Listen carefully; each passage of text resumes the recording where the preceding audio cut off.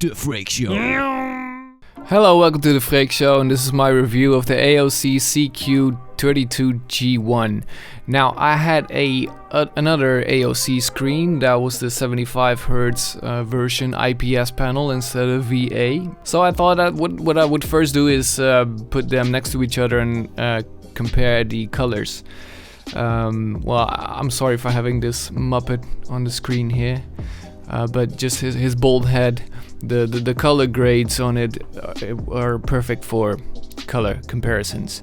So VA panels should be worse in color reproduction than IPS, and I really had no problem with this. Also with the white balance. So going to Windows desktop, I do run my AOC the VA 144Hz version on the cool preset, which I think has a better white balance. But I looked at them next to each other and I could not find anything, less vibrant or better looking in that way.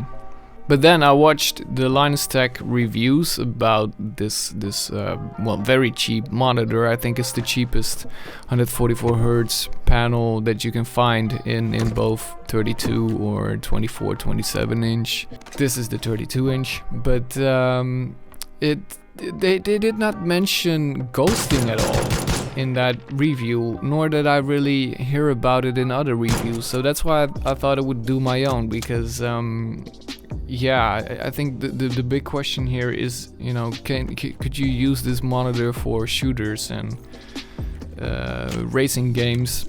Well, those are two different questions. But I don't think it's very good for shooters. There's in PUBG, although I'm not always hitting that 144 FPS, of course, that might be worse. And the problem is a little less bad when you put the panel to 100 Hz or 120 Hz. But the ghosting inside houses in PUBG is really bad, and in CSGO you can also kind of notice it. So I just want to go, straight away I'll just say that no, I don't think this monitor is for FPS. You might, better look at some TN panels if you don't care about colors, or a better IPS or VA panel. But VA panels are known to have these ghosting issues. Then going to sim racing titles, I had some problems with Dirt Rally 2.0 in darker spots once again, of course, like trees passing by, because ghosting is of course the trail that can be left behind going from dark spots to bright. The panel basically cannot switch that fast from dark to bright. So that's what that artifact is. So here you'll see sort of what that looks like in Dirt Rally 2.0, and I might even be, just kind of nitpicking it. So that's why I'm saying it's not that bad in sim racing titles. And then here I'll show you some Automobilista 2 in the night. And even though it's at night, it's not really a problem here. You can see there's one moment where I bounce up and down a little bit, and you'll see the horizon sort of ghosting, but it's nothing as horrible as in the FPSs, where you basically you look around like very twitchy all the time. It just feels like you're not on 144 Hz. It feels like you're back at 60 Hz when that happens, that ghosting happens in those shooters. So I wanted to put that out there, because it wasn't out there as far as I've seen.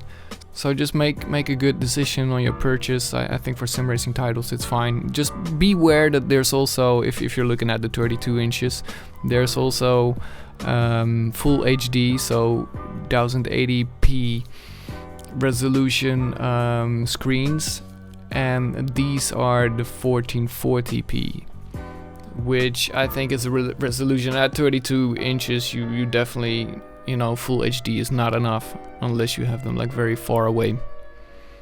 So okay, if that was helpful to you, then you know what to do. Have a good day.